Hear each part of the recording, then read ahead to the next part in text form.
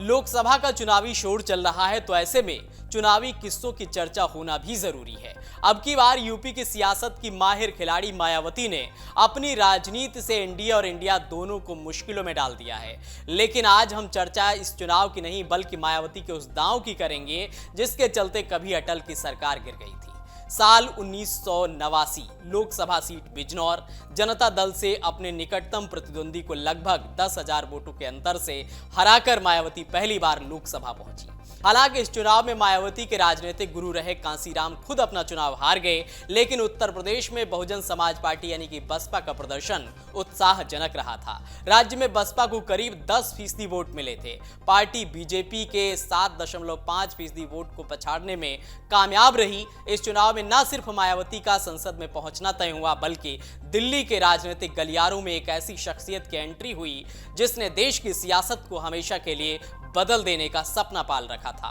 बाद में हुआ भी कुछ ऐसा ही। आगे चलकर मायावती ने न सिर्फ सरकारें गिराई बल्कि सरकारें बनवाई भी और सरकारें गिराई भी। इस चुनावी किस्से में हम आपको एक फैसले की कहानी तक ले चलेंगे जिसने उत्तर प्रदेश में भाजपा और बसपा के 6-6 महीने सरकार चलाने के फॉर्मूले पर पानी फेर दिया था। आखिर ऐसा क्या हुआ था और क्या था वो फैसला जिसने न सिर्फ बसपा और भाजपा के बीच एक नई राजनीतिक लकीर खींच दी, बल्कि आगे चलकर ये 1999 में दिल्ली में वाजपेयी सरकार को गिराने का कारण भी बना। आखिर क्यों मायावती ने विश्वासघात का जवाब विश्वासघात से देने की सोची, तो चलिए आपको पूरा किस्सा बताते हैं। 1990 में दिल्ली की गद्दी पर वीपी सिंह की सरकार का शासन खत्म हो चुका था।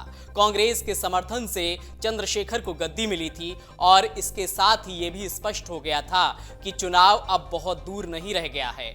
हुआ भी कुछ ऐसा ही। कांग्रेस ने एक मामूली बहाना बनाकर कुछ ही महीनों में चंद्रशेखर सरकार से अपना समर्थन वापस ले लिया। एक ओर सरकारों की लगातार जारी अस्थिरता से राजनीतिक हलकों में व्यापक चिंता पैदा हो चली थी, तो दूसरी ओर अस्थिरता के इस दौर में मायावती और बसपा भी भारी संकट से जूझ रहे थे।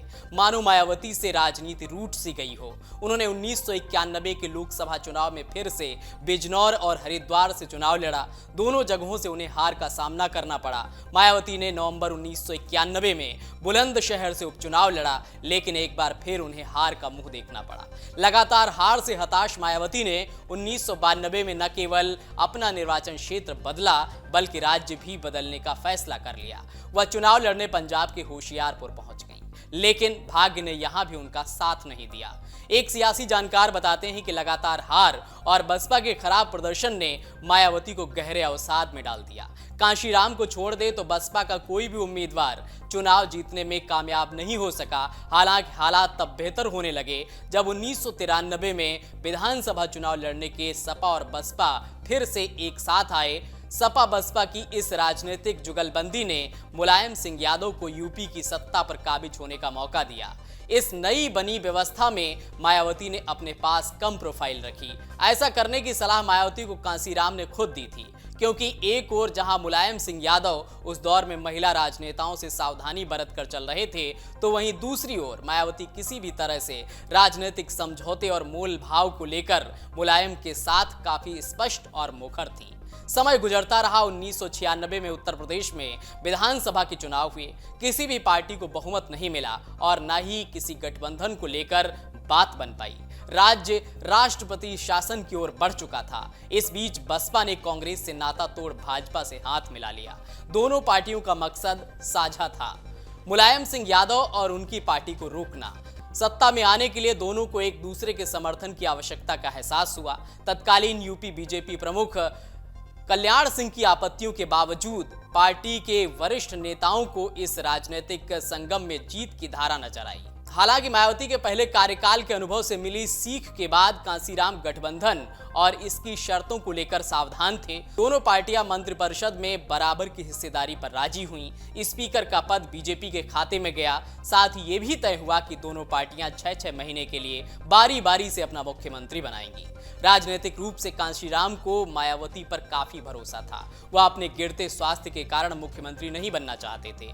वहीं दूसरी ओर आडवाणी और वाजपेयी को मायावती पर भरोसा नहीं था। वे चाहते थे कि मुख्यमंत्री की कुर्सी पर कांशीराम खुद बैठें। रहें। इससे पहले कि गठबंधन अंतिम रूप ले पाता, उन्हें अस्पताल में भर्ती होना पड़ा। इसलिए उन्होंने दूसरी बार मुख्यमंत्री के तौर पर मायावती को चुना। लगातार हार से हताश मायावती का सितारा एक बार फिर चमक उठा। राज्य से राष्ट्रपति शासन खत्म करने के लिए बीजेपी ने मुख्यमंत्री के तौर पर उनका समर्थन किया। 21 मार्च 1997 को मायावती ने दूसरी बार मुख्यमंत्री के रूप में अपना कार्यकाल शुरू किया। भाजपा नेता कल्याण सिंह इस बात से नाराज थे। उन्होंने बीजेपी और बीएसपी के बीच हुए इस राजनीतिक सौदे को अनुचित करार दिया। वह दोनों दलों के बीच मंत्री पद के बराबर बंटवारे के विरोध में थे, क्योंकि भाजपा के पास बसपा से 100 सीटें ज्यादा थीं। कल्याण सिंह पिछड़े वर्ग के एक मजबूत नेता थे और वह मायावती की सरकार में नंबर 2 के पायदान को लेकर असहज थे। इसके साथ ही मायावती को इस बात का भी एहसास हो चला था कि अगर यूपी की राजनीति में अपनी जगह बनानी है तो उन्हें यादव नेता मुलायम सिंह और लोध नेता कल्याण सिंह से पार पाना होगा। रास्ता कठिन था, क्योंकि दोनों ने लंबी राजनीतिक पारी खेल रखी थी। उधर काशीराम ने भाजपा के तत्कालीन 2 शीर्ष नेताओं लाल कृष्ण आडवाणी और अटल बिहारी वाजपेयी से बसपा की भूमिका पर चर्चा कर ली थी। उन्होंने दोनों को स्पष्ट कर दिया था कि बसपा का फोकस सामाजिक परिवर्तन और बहुजन समाज को आर्थिक रूप से मजबूत करने पर रहेगा। काशीराम ने एक बार बताया था, मैंने मायावती से कहा था कि अपने 6 महीने के शासन के दौरान उन्हें 6 साल के बराबर जैसे परिणाम हासिल करने होंगे। बसपा के एजेंडे को बड़े पैमाने पर लागू करना होगा। हालांकि आगे चलकर चीजें वैसी नहीं हुई जैसा कि दोनों पार्टी के नेताओं ने उम्मीद की थी। प्रदेश में पार्टी का चेहरा बन चुके दोनों दलों के नेता अपनी पहचान खोना नहीं चाहते थे। मायावती ने इस बारे में कहा था, हमारे समझौते के अनुसार तय हुआ था कि 6 महीने तक बीएसपी शासन करेगी और स्पीकर बीजेपी का होगा। फिर अगले 6 महीने तक बीजेपी शासन करेगी और स्पीकर बीएसपी का होगा। लेकिन बीजेपी ने ऐसा नहीं किया। बाद में भाजपा बसपा को स्पीकर का पद देने से मुकर गई और इसलिए हम अलग हो गए। उन्होंने कहा कि हमारा स्पीकर आपका स्पीकर है, जो हमें स्वीकार्य नहीं था। बसपा ने इसका विरोध किया। बीजेपी ने जो बोया था जल्द ही उसे वही काटना था। 1999 में एनडीए का हिस्सा होते हुए भी मायावती की पार्टी वाजपेयी सरकार के खिलाफ खड़ी हो गई। मायावती ने कहा कि अगर हमने उन्हें पहले से ये बता दिया होता तो वो हम पर दबाव बनाते, इसलिए मैंने अपने पत्ते नहीं खोले थे। विश्वासघात का जवाब विश्वासघात से देना पड़ता है।